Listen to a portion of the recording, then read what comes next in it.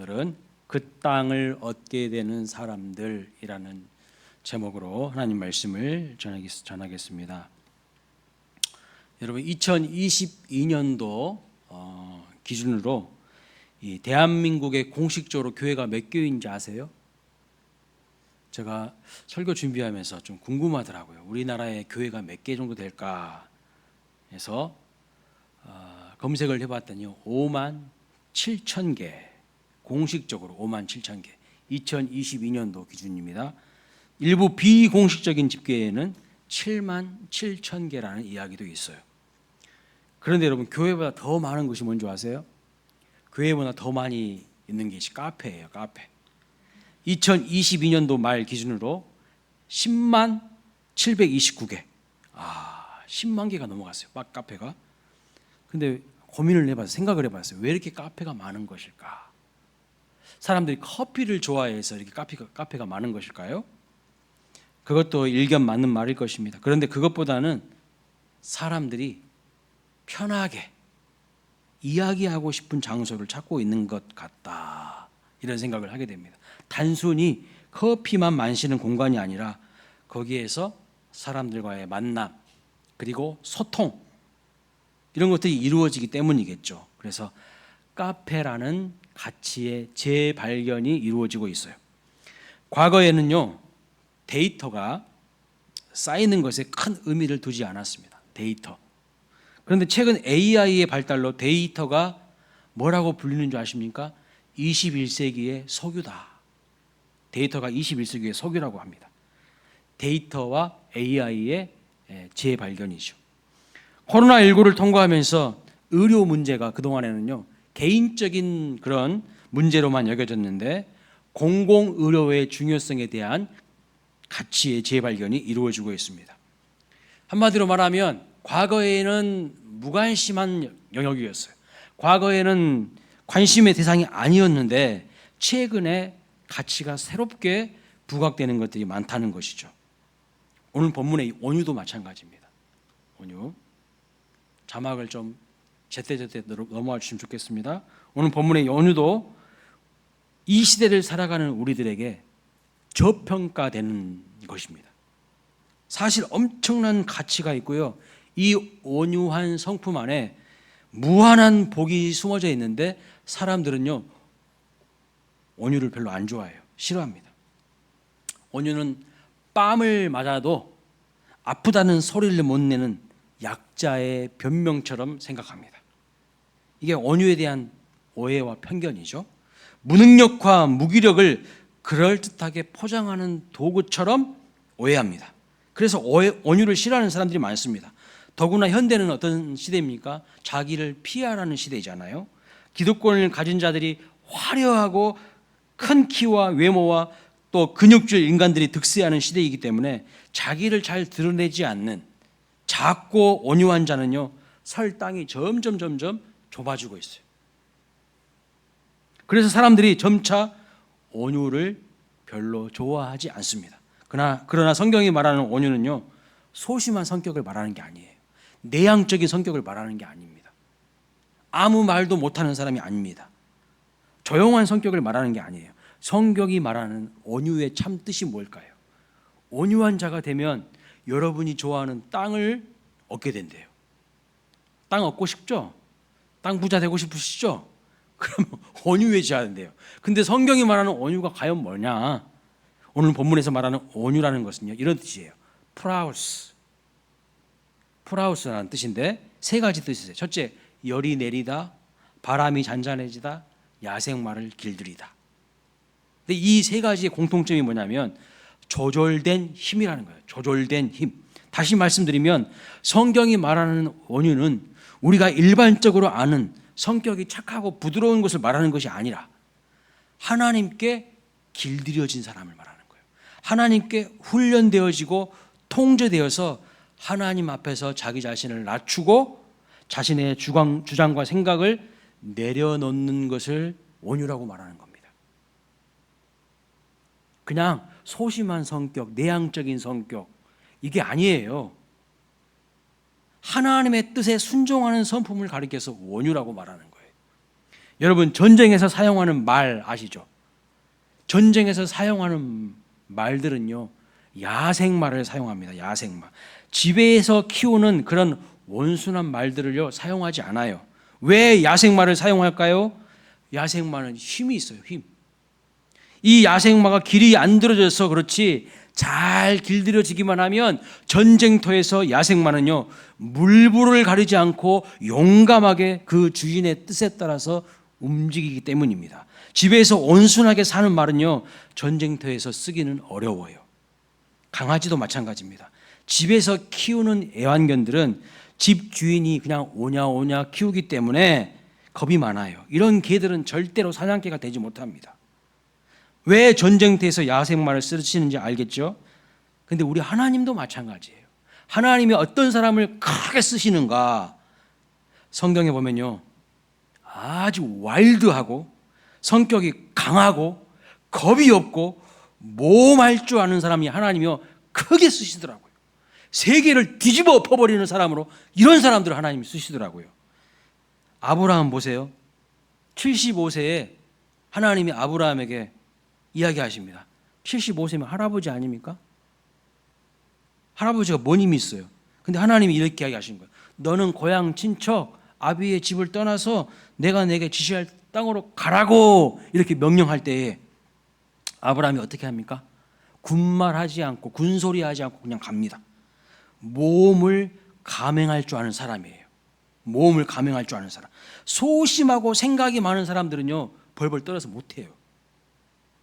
불안한 사람들은 못 가요. 갈까 말까 고민하다가 그냥 너무 고려해야 될 것이 생각해야 될 것이 많기 때문에 못 가요. 못 가. 그런데 아브라함은 가죠. 하나님이 가라고 하니 가버리는 거야 그냥. 그래서 아브라함이 복이 되는 거예요. 그래서 아브라함이 믿음의 조상이 되고요 영적 거목이 되는 것을 볼 수가 있어요. 모세를 보세요. 람세스라는 책이나 유대 고대 역사가인 요세푸스가 쓴 유대 고대사에 보면 모세는요 젊었을 때 전쟁터를 그냥 누볐던 전쟁 영웅입니다. 모세가 에티오피아와 전쟁에서 장군으로 나가서 전쟁에서 승리한 이야기가 나옵니다. 엄청 용기 있는 사람이에요. 나이 40이 되었습니다. 자기 동족 히브리인들이 애굽 사람들에게 학대받는 모습을 보자 이 사람이 어떻게 합니까? 그냥 돌로 쳐서 죽여버려요. 예? 돌로 쳐서 죽여버린다고요. 그러니까 모세는 어떤 사람인가? 성깔이 있는 사람이야. 예? 성깔이 있어요. 전쟁터도 누볐던 전쟁 영웅이야.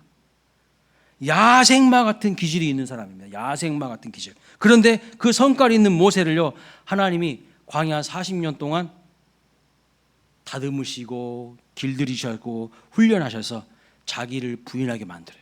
자기를 부인하고 하나님의 뜻대로 통제되는 온유한 사람이 되게 하신 것을 볼 수 있어요.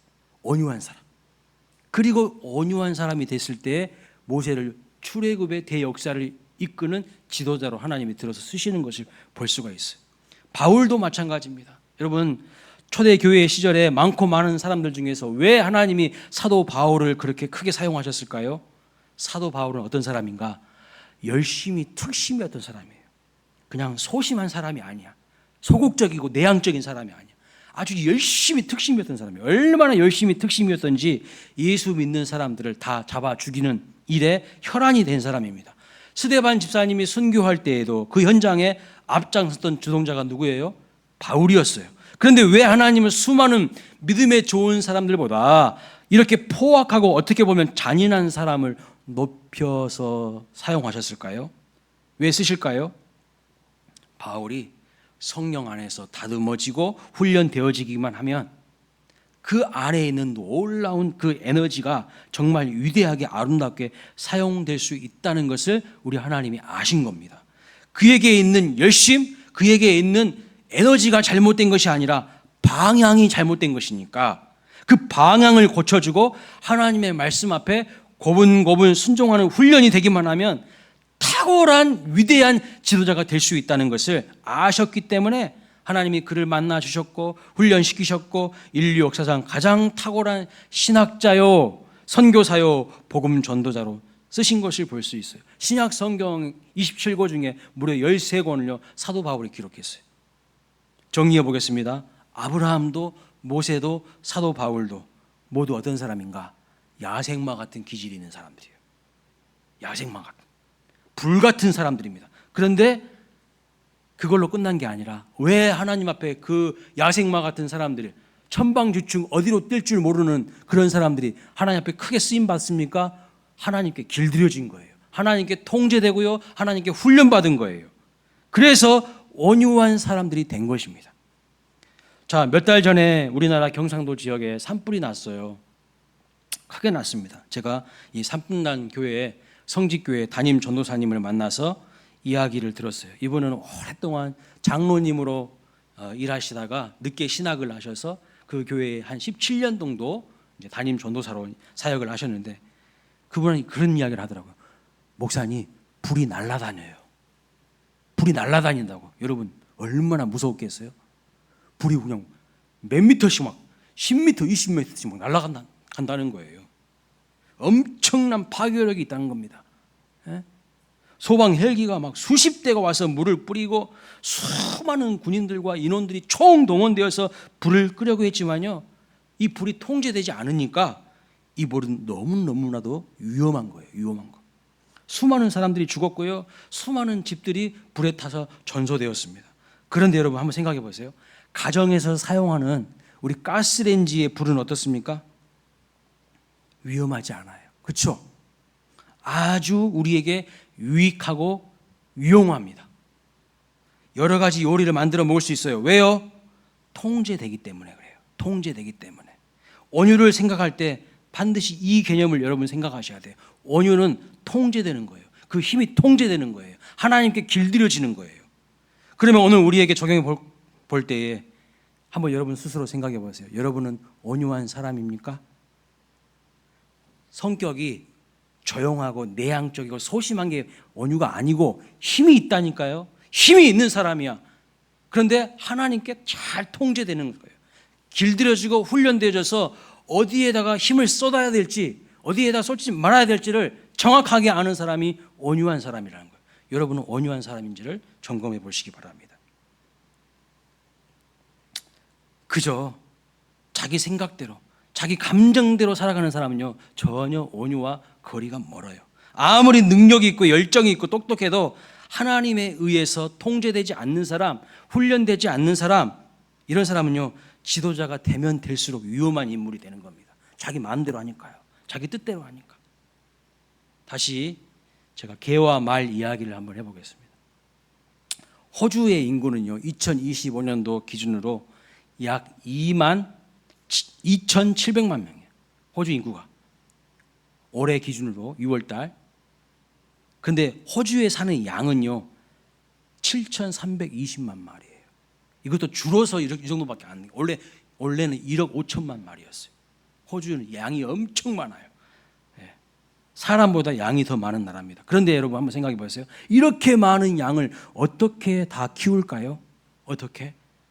사람보다 훨씬 많은데 양모리 개가 있어요. 양을 모는데 훈련된 개를 사용합니다. 그래서 주인의 손가락에 의해서, 주인의 휘파람 소리에 따라서 개 한 마리가요 수백 마리에서 수천만 마리 양을 몰고 다닌다고 합니다. 아주 능숙하게 몰고 다니는데요, 이 들개의 야성을 갖추고 있지만 주인의 지시에 철저하게 순종해서 양을 모는 거예요. 주인이 휘파람 부면요 다 사인으로 알아먹어요. 주인이 손짓하면요 양모리기는 다 알아먹어요. 잘 훈련된 거예요. 주인에게 순종하는 능력이 뭐냐면 온유입니다. 온유. 이렇게 온유를 훈련받은 이 양모리 개의 값은요 천정부지로 비싸요. 천정부지로 비싸. 이렇게 온유가 비싸다는 거예요. 다음 그림을 한번 보겠습니다. 저 과천 경마장 경주하는 말들입니다. 여러분, 이 경주마들이 약 2km를 달리는데 한 번 경주가 끝나면요 5km에서 10km가 감량된대요. 체중이.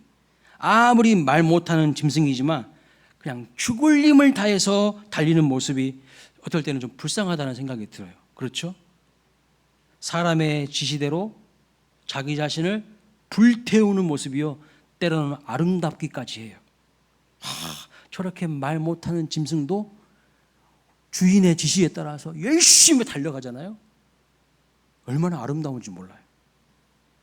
제 멋대로 날뛰지 않습니다. 제 멋대로. 야생의 힘이 사람에 의해서 통제되는 것인데 그게 바로 온유라는 거예요. 이 온유를 배운 말은요, 값이 어떻게 나갈까요? 수억 원을 호가해요. 엄청 비싸요. 그래서 제가 조사해 봤어요. 세상에서 가장 비싼 말 어떤 말이고 어느 정도 할까? 사진 한번 보여줘 보세요. 네, 후사 그거 말고 그 다음 사진. 네. 세계에서 가장 비싼 말이에요. 제 말이. 이름이 뭐냐면요, 후사이치 페카수수라는 말인데 이 말이 얼마 정도 할까요, 여러분? 한번 맞춰보세요. 얼마? 뭐 얼마든지 말든지 나하고 상관없으니까. 여러분 표정이 빨리 말하고 끝내요. 그런 것 같아. 네. 하나로 930억이에요. 여러분 훈련된 말은요 1억 원을요 훨씬 넘어가요. 930억이라니까. 아일랜드 사람에 의해서 거래되었습니다. 이렇게 야생이요 주인에 의해서 통제되고 훈련되고 온유해지면요 이거는 값으로 환산하기 불가능해요. 엄청 비쌉니다.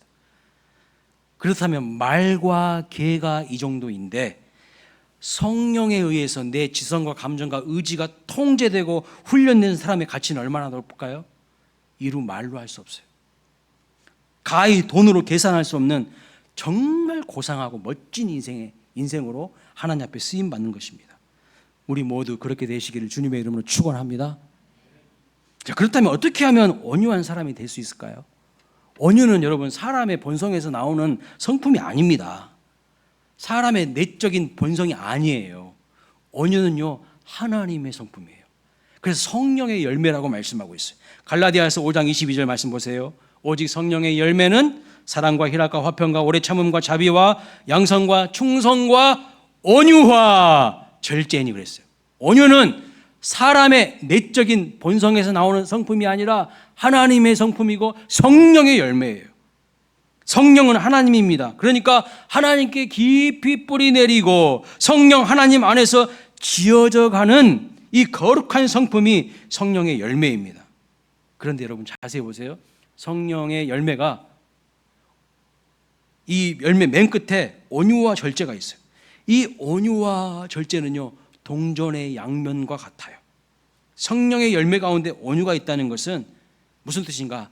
내 의지와 내 결심만으로 이 온유가 이루어지는 것이 아니라는 뜻입니다. 나 이제 온유해져야지, 나 이제 절제해야지, 그래 결심했어, 이렇게 해서 이루어지는 것이 아니에요. 이 온유와 절제는요 하나님의 통제를 받는 인생들에게 나타나는 열매라는 거예요. 성령 충만이 뭡니까? 성령 하나님이 다스리시는 거예요. 성령 하나님의 통제를 받는 것이 성령 충만입니다. 내 기분대로 내 감정대로 막 사는 것이 아니고 하나님의 통제를 받는 인생이에요. 하나님의 질서 안에 들어가서 자기를 부인하는 그 훈련의 과정 끝에서 얻게 되는 열매가 온유와 절제라는 거예요. 자기 멋대로, 자기 생각대로, 자기 감정대로 살아가는 인생은요 별 가치가 없어요. 별 가치가 없다고요. 어떻게 하면 여러분 온유한 사람이 될 수 있습니까? 예수님은 이렇게 말씀하셨네요. 마태복음 11장 29절. 마태복음 11장 29절. 다시 읽어봅니다. 시작. 나는 마음이 온유하고 겸손하니 나의 멍에를 메고 내게 배우라. 그리하면 너희 마음이 쉼을 얻으리니. 예수님이 우리에게 멍에를 메시는 겁니다. 내 마음대로 살지 않고 멍에를 메서 이제는 내가 이끄는 대로 따라와라. 내 곁에서 내게 배우라. 이렇게 말씀하고 있어요. 이런 과정 없이 온유해질 수 없다는 거예요. 멍에를 메지 않는 사람은요 온유해질 수가 없어요. 주님 앞으로 가서 주님의 말씀에 여러분을 묶어야 돼요. 묶어 멍에를 메세요. 그리고 주님이 이끄시는 대로 주님의 말씀하시는 대로 따라가는 것, 살아가는 것만이 온유해지는 길이라는 것을 믿으시기 바랍니다. 그러니까 훈련 받아야 될 때, 내게 배우라 그랬잖아요. 훈련 받아야 될 때, 배워야 할 때, 배우지 않는 사람들은 어떤 결과를 가져옵니까? 평생 고생해요. 평생 고생해. 쉼이 없어요. 이런 사람들. 학창 시절에 공부하지 않고 맨날 놀았던 사람들은요, 평생 그 몸도 마음도 고생합니다. 고생해요. 그러나 자기를 부인하고 하나님 안에 거하는 훈련을 통해서 자기를 절제하고 온유해지면요, 쉼을 누리는 인생이 돼요. 쉼을 누려요. 성경에 보면 가장 온유했다고 기록된 사람이 누구냐면 모세인데요. 모세는 끊임없이 하나님의 말씀을 듣고 배웠던, 하나님께 지시를 받고 하나님께 훈련을 받고 하나님께 상담을 받았던 사람이 누구냐? 모세입니다. 무려 104번이나, 성경에서 가장 많이, 무려 104번이나 무슨 말씀이 있는가?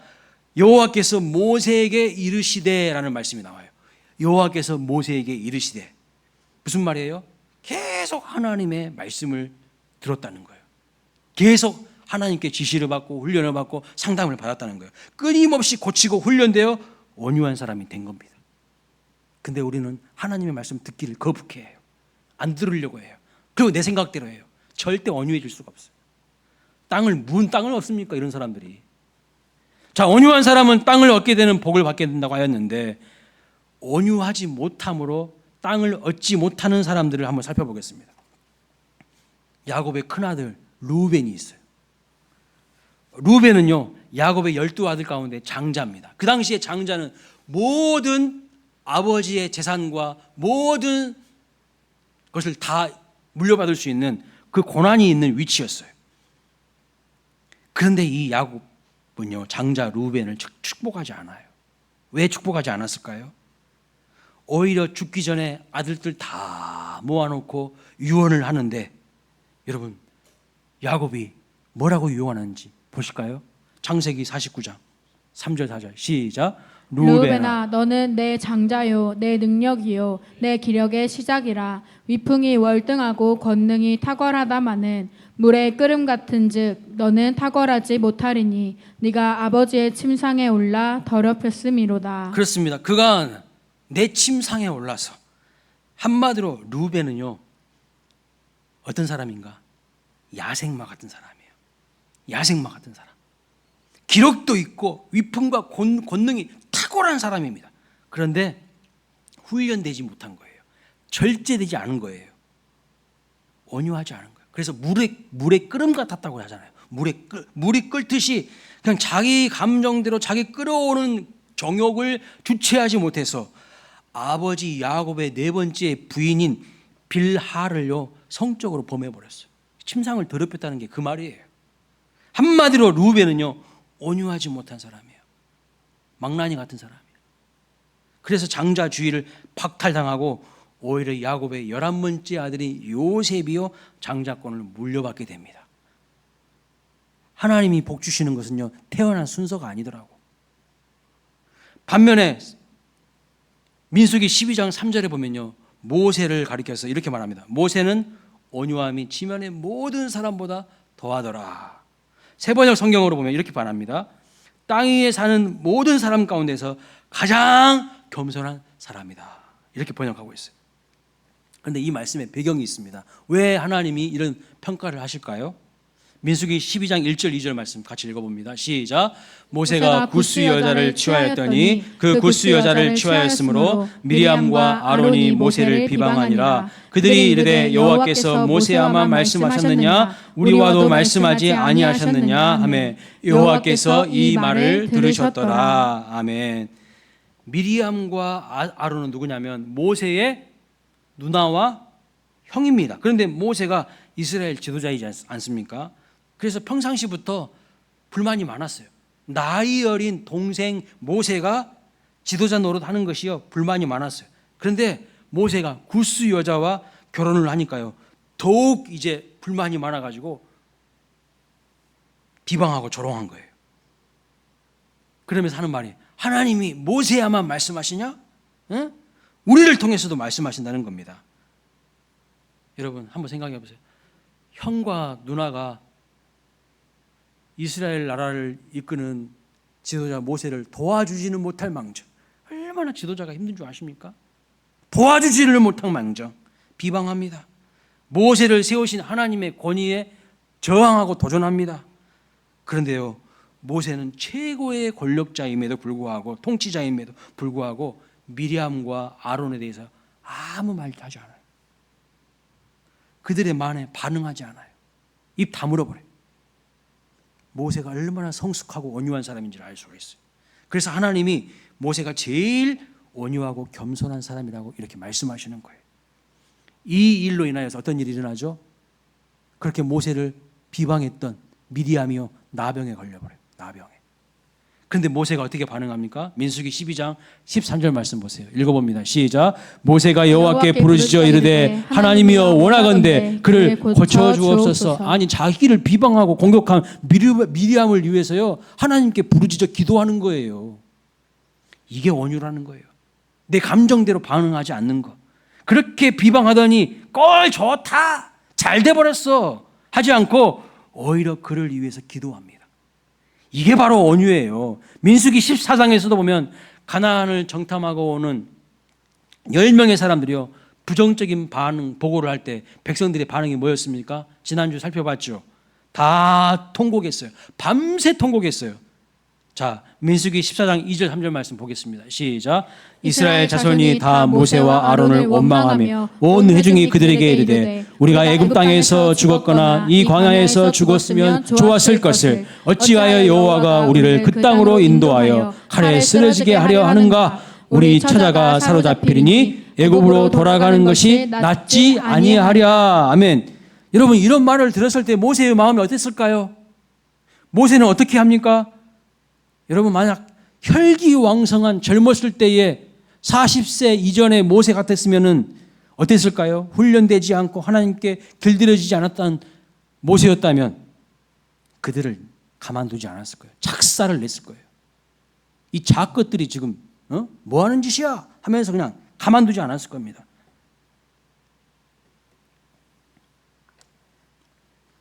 생각해 보세요. 자기 인생을 바쳐서 지금 도와주고 모든 위기 때마다 기도하면서 이스라엘 백성들을 지금 인도하고 있는데 완전히 지금 배신감을 느끼는 거예요.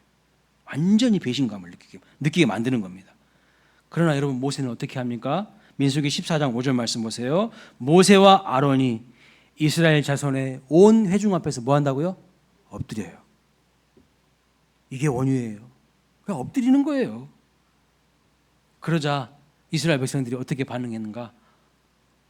모세와 아론을 돌로 쳐서 죽이려고 했어요. 그 다음 말씀 보니까 돌로 쳐서 죽이려고 했어요. 그런데 바로 그때 하나님이 나타납니다. 14장 10절에 온 회중이 그들을 돌로 치려 하는데 그때 여호와의 영광이 해막에서 모든 이스라엘 자손 가운데 나타나셨어요. 그리고 하나님 그때 이렇게 말씀하십니다. 민수기 14장 11절 12절 같이 읽어볼까요? 시작. 여호와께서 모세에게 이르시되 이 백성이 어느 때까지 나를 멸시하겠느냐? 내가 그들 중에 많은 이적을 행하였으나 어느 때까지 나를 믿지 않겠느냐? 내가 전염병으로 그들을 쳐서 멸하고 내게 그들보다 크고 강한 나라를 이루게 하리라. 전염병으로 그들을 쳐서 멸하겠다고 하나님이 진노하신 거예요. 그리고 모세를 통해서 크고 강한 나라를 만드시겠다고 이야기하는 겁니다. 하나님은 온유하고 겸손한 모세를 높여주시고 그를 통해서 새로운 역사를 이루실 것을 말씀하십니다. 사랑하는 여러분, 인생 살아가면서 억울한 일 많으시죠? 분통 터지는 일 많으시죠? 그러나 온유한 모세를 본받으시기 바랍니다. 기분 나쁘다고, 여러분 감정 상했다고 함부로 입을 열어서 욕하거나 말하지 마세요. 내 감정대로 하면 안 됩니다. 내가 힘이 있다고 막 힘을 쓰면 안 됩니다. 하나님의 손에 길들여져서 통제될 때에 하나님께서요, 여러분의 서러움을 갚아주시는 거예요. 모세의 서러움을 하나님이 갚아주시잖아요. 여러분, 패는 칼보다 강한 법이에요. 하수들이 힘이 있다고 무력을 쓰는 거예요. 내 힘이 있다고 다른 사람을 막 짓밟는 거예요. 예수님도 그래서 이렇게 말씀하셨습니다. 내 칼을 도로 집에 꽂으라. 칼을 가진 자는 다 칼로 망하느니라. 시편 37편 11절에 보면 이런 말씀이 있습니다. 온유한 자들은 땅을 차지하며 풍성한 화평으로 즐거워하리로다. 이 시편 말씀을 기록한 사람이 누구입니까, 여러분? 다윗이에요. 다윗은요, 누가 땅을 차지하게 되는지를 자기의 인생 경험을 통해서 철저하게 깨달았어요. 여러분, 온유한 자가 땅을 차지하게 된다는 것은 어떻게 보면요, 비현실적으로 보일 수 있어요. 아니, 내가 볼 때는 온유한 자는 땅을 못 차지하는 것 같은데. 그래서 시편 37편 14절에 보면, 또 21절까지 말씀 보면 이런 말씀이 있습니다. 14절에 악인이 칼을 빼고 활을 당겨서 가난하고 궁핍한 자들을 엎드려 때리며 행위가 정직한 자를 죽인다고 말하고 있어요. 그래요. 우리의 현실을 보면 악인이 판친 것 같아요. 악인이 더 득세하는 것 같아요. 의인들은 그냥 고통만 당하는 것 같이 보여요. 이게 현실이죠. 그런데 살아계신 하나님은 결국 마침내 어떻게 하시는가? 20절 말씀 보세요. 악인들은 멸망하고 여호와의 원수들은 어린 양의 기름같이 타서 연기같이 되어 없어지리라. 이게 악인의 마지막 모습이에요. 다윗도 이런 경험을 합니다. 자기 인생을 보니까요, 사울이 나를 죽이려고 13년을 계속 죽여가고 따라와요. 틈만 나면 죽이려고 합니다. 오랜 세월 죽였겠습니다. 여러분, 다윗이 얼마나 억울하고 힘들었을까요? 다윗도요, 이에는 힘에는 힘으로 대응할 수 있었고 여러 번 사울 왕을 죽일 기회가 있었습니다. 수차례나 있었어요. 그러나 다윗은요, 사울 왕에게 복수하지 않았어요. 그 결과 하나님이 직접 사울을 폐위시키시고 다윗을 왕으로 세우시는 겁니다. 무엇을 말하는가? 결국 온유한 자가요, 땅을 차지하는 거예요. 온유한 다윗이요, 이스라엘의 왕이 되는 거예요. 그런데 오늘날도 보면 하나님께 길들여지고 훈련되어지고 통제되어진 어느 온유한 사람이 땅을 차지하는 게 아니라 약삭빠르고 세상에 물들어서 교묘한 방법으로 땅을 차지하는 사람들이 많죠. 많아요. 우리 주변에서 아파트와 부동산을 사서 돈 벌었다는 사람들 많습니다. 주식에서 부자 됐다는 소문이 많아요. 눈만 뜨면 부자 되는 방법, 돈 버는 수단이 무엇인지 사방에서 들려옵니다. 아니, 그런 것에 관심이 없는 목사 귀에까지 들려온다니까? 그럼 여러분들에게는 얼마나 많이 들리겠어요, 그런 것이. 그런데요, 자세히 들어보면 투자가 아니라 투기예요, 투기. 사기야, 사기. 부동산이나 주식이나 이런 것에 물론 정상적이고 건강한 투자가 있죠. 그러나 투기가요, 재테크나 투자라는 이름으로 말을 바꿔서 교묘하게 둔갑합니다. 그런데 기독교인들도 이런 방법으로 재산을 증식하려고 해요. 아무 생각이 없는 거예요. 하나님의 말씀하고 따로따로 살아, 그냥. 신앙 따로, 생활 따로인 거예요. 이렇게 해서 얻어진 땅과 소유는요, 죽은 자들의 땅이지 산 자들의 땅이 될 수가 없어요. 부정부패, 거짓과 겉모술수로 얻어진 땅은 죄악의 땅이에요. 죄악의 땅. 심판받을 땅입니다. 그 땅에서 살아가는 자들도 반드시 하나님의 심판을 받게 되는 거예요. 여러분, 구약 성경을 보면 왜 하나님께서 이스라엘 백성들로 하여금 출애굽시켜가지고 엄청나게 고생한 다음에 가나안 땅에 들어가게 하십니까? 그냥 애굽에서 잘 살도록 내버려 두지 뭐 하려고 생 고생을 시켜가지고 광야 생활을 40년 동안 하게 하고 또 힘들게 가나안 땅에 들어가서 그 가나안 땅에 있는 수많은 원주민들과 싸우고 그래서 가나안 땅을 정복하게 하시는 겁니까? 뭐 하려고 그렇게 힘들고 어려운 일을 하게 하시는 겁니까? 그 땅을요, 변화시키게 하기 위해서예요. 그 땅을 변화시키게 하기 위해서 하나님의 사람들을 그 가나안 땅에다가 심으려고 하시는 거예요. 그래서 그런 이유로 그 땅을 주시겠다고 한 거예요. 온갖 우상 숭배와 주술과 거짓과 탐욕이 만연한 이 죄악의 땅을 하나님의 나라로, 하나님의 통치가 임하시는 그 땅으로 변화시키게 하기 위해서 하나님의 사람들로 하여금 그 가나안 땅으로 가라고 하신 거예요. 그런데 그 땅을 정복하고 점령하는 방법이 뭡니까? 뭐예요? 여호수아 말씀을 보면 그 땅을 세상 사람들과 똑같이 힘으로, 무력으로, 세상적인 방법으로 정복한 것이 아니에요. 무기도 없었어요, 그 사람들. 군수물자도 없어요. 없어요. 식량도 없어. 허겁지겁 출애굽에서 나왔기 때문에. 광야에서 40년 동안 생활하면서 무슨 무기가 있겠습니까? 없어요. 그런데 어떻게 이겼습니까? 하나님의 말씀에 철저하게 순종함으로 정복할 수 있었어요. 가나안 땅은요, 순종함으로 정복되어지는 땅이에요. 이스라엘 백성들 무기도 없고 힘도 없었지만 오직 주의 말씀에 순종하는 그 온유함이요, 능력이었어요. 온유함이 능력이. 하나님의 손에 길들여지는 것, 훈련되어지는 것, 그 온유함으로 그 땅을 얻었고 차지할 수 있었습니다. 여러분, 공부 잘하면 뭐합니까? 서울대 나오면 뭐합니까? 그 마음에 탐욕이 가득하고 자기들의 그 지식과 힘으로 남을 짓밟으려고만 한다면 그런 사람들이 차지한 땅은요, 하나님의 심판을 피하기 어려워요. 결코 그게 성공한 게 아닙니다. 누군가가 그랬어요. 서울대 법대에 나온 사람들을 가리켜서 서울대학교 내란 학과를 나왔다고. 나라를 더 혼란시켰어요. 똑똑하면 뭐하고 지식이 많으면 뭐합니까? 그들이 세상을 어두운 암흑천지로 만들고 죄악 세상으로 만들고 있어요. 근데 오늘 우리도요, 그들처럼 되고 싶어 해요. 그들처럼 그들의 방법을 사용해서 땅만 많이 차지하면 되지 뭐. 이게 하나님의 방법일까요? 오늘날 교회의 중직자들의 자녀들이요, 교회를 떠나는 일들이 비일비재합니다. 왜 이런 일이 일어납니까? 학원을 가기 위해서 주일 성수하지 않는 겁니다. 주일에 공부하지 않고도 원하는 대학에 갔다는 말은 이제 전설 따라 산만리가 되어버렸어요. 어릴 때 신앙보다 하나님보다 대학이 더 중요하고 성적이 더 중요하다는 것을요, 암묵적으로 부모들이 가르치고 동조하고 있어요. 그런데 잘 들으세요. 이런 애들이 좋은 대학 가서 출세하고 성공한들 그 부모님을 존경할까요? 존경할까요? 그 부모를 우습게 여기게 돼 있어요. 나보다 더 배우지 못했다고.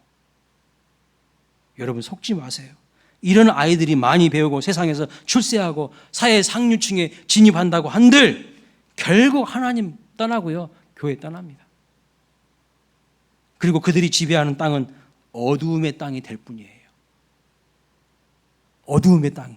내가 지식이 많다고, 내가 소유가 많다고, 내가 스펙이 화려하다고, 내가 강자라고, 그들이 하나님의 땅을 얻는 것이 아니에요. 그들은요, 땅을 부패하고 어둠의 땅으로 만들어버리는 거예요. 죄악 세상이 될 뿐이고 심판의 대상이 될 뿐이라는 것을 알아야 되는 거예요. 오늘 우리가 살아가는 세상을 보세요. 땅을 더럽게 만드는 괴물들이 많아요. 사람의 모습을 하고 있는데 괴물이에요. 그런데 어느덧 우리도 이 세상에 살면서 그 괴물들과 비슷해지고 있지 않습니까? 신앙은 신앙이고 생활은 생활이지 삶과 신앙이 일치가 안 돼요.